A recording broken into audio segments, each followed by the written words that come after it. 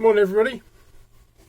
I thought do a brief video about this Aili, that's A-I-L-I, battery monitor that I bought recently from eBay. Previously I'd had an MC tuning monitor, only cheap things, about 12 quid. Came with a 100 amp shunt, and it allowed me to measure the battery voltage and also see what current was going out from the batteries. What it didn't do, and what a lot of the cheap battery monitors don't do, is show whether it's incoming or outgoing current in an easily identifiable way. And as you can see on this one, there's a plus sign in the up arrow. And it also didn't show incoming current at all. It would just go to zero. So it wasn't particularly useful as a state of charge indicator. It was just a volt monitor that showed outgoing current. These Aili units have been available on Amazon for some time, but they're in the sort of £35–40 bracket plus 11, 12, £15 PMP from China. They've recently appeared on eBay. This one cost me £15 plus £3 or £4 delivery. This is the model with the 50 amp shunt. It's a fiddly thing to install. It uses very tiny terminals, so using small cables. I actually used some leftover wiring from the solar panels. If I was going to buy another one, and I will be buying another one for the crafter, I'll buy one with the conventional 100 amp, or I think they do one with a 250 amp shunt, simply because that uses M8 bolts, and you can just use a standard cable as you'd use your battery anyway. But other than that, the device is exactly the same. And I only bought the 50 amp one because it was a few pounds cheaper, and I was dubious initially whether it would work. Anyway, you can see one feature on this which I found annoying until somebody on Facebook explained how to turn it off, and that is when the thing's showing an incoming current, in other words when it's charging. So I'll push the amp hour button. There's a whole 1 amp coming at the moment from this rather dreary day. When it's showing a charge, it flashes like that. That would drive me nuts if it's doing it all the time. It doesn't flash when it's showing a discharge, so at night it's fine. You've got the displays on all the time. But for some reason they've decided to do that. But you can turn it off just by holding down the two left and right hand buttons. There is still a backlight there. You can still see it in the dark, and as you can see, you can see it now. But it just turns off that irritating flashing sequence. It's a shame they've done that. I wish they just left it on and you just had the choice to turn it on or off, because I'd probably have it on a lot of the time. But that was the only annoying feature. The good thing about this though is you can configure it. You can tell it the capacity of batteries, and the simple way of setting it up is you simply tell it the amp hour capacity of the battery bank. In this case mine's 200 amps. I've got two AGM 104 amp hour batteries at a C20 discharge rate. So I simply tell this that there's 208 amps available, and I also then tell it when I think the batteries are fully charged. And obviously you make a judgment call, but it's not difficult to tell when a battery is fully charged. These batteries are virtually fully charged now, and you can see that when you only see a trickle current going in, that's about it. So you then tell it via the percent button on the side here that it's fully charged, and from then on it's set. I may recalibrate this in a few months' time when the batteries have aged a bit, but right now, when the batteries are fully charged, it's 100%. And if I push the amp hour button again, that is what it thinks the batteries currently have as an available capacity, 207.6 amp hours. That's because they're not 100% fully charged today, and there's actually some current being drawn off these batteries.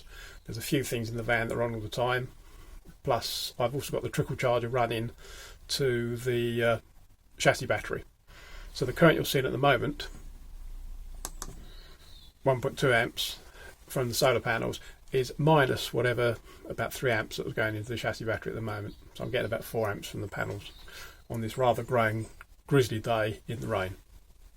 The percentage indicator, 99.9%. That's the current state of charge of the batteries. The voltage indicator, 13.4. Pretty much at a float charge. I think I've got the float charge set to 13.2 in this van, plus temperature compensation, so it'll probably be aimed at about 13.4. End result, For what this has cost, this gives me exactly what I need. It's almost the same as the Victron unit in the way it performs. The only difference is it doesn't have the Bluetooth output, so you can't sit there, you know, playing with it on your phone. You can't do data logging either. I've got a separate device in this van called a BM2, which gives me a voltage logging capability, so I can see how the batteries are performing overnight, especially when the fridge is going. But for normal day-to-day use, this little thing from eBay, bloody good value for money. And I certainly will be fitting one in the Crafter, albeit, as I said earlier, using the one with a conventional larger 100 amp hour shunt. In fact, I'll go and get you a shunt so you know exactly what I'm talking about. There you go. That's a conventional 100 amp hour shunt. It's got holes either end for heavy duty battery cables using an M8 bolt. And the way this shunt works is it's calibrated, hence those cuts and slots in it.